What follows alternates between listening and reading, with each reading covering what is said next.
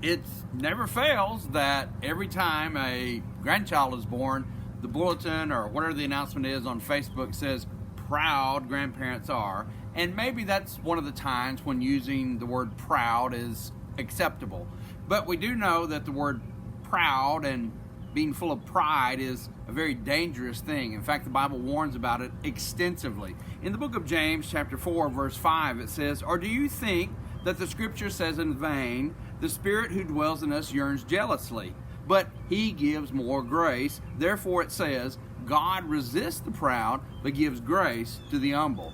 That's probably a reference to Proverbs chapter 3, verse 34, where it says, "Surely he scorns the scornful, but gives grace to the humble." I want you to notice in particularly verse 6, there are two sets of couplets, you might say, that are contrasting with one another. There's resists and gives, there's proud, and there's humble.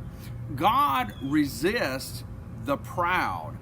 That's an amazing thing to comprehend, that God, the one who gives everything, the giver of all life, the giver of all good things. We read that in this book, that every good thing comes from above, the Father of lights.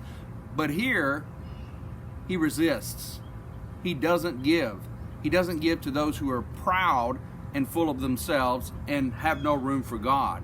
But then the text goes on to say that he gives grace to the humble. You may recall the first part of the verse says he gives more grace. He gives grace to the humble. God gives grace to those who are humble, those who realize that they need God and that they need God's grace. And I think it's important perhaps for us to observe that the text reminds us grace is not something you earn. Grace is not something you merit because of your good behavior. Grace is something that God gives. Let him give it to you.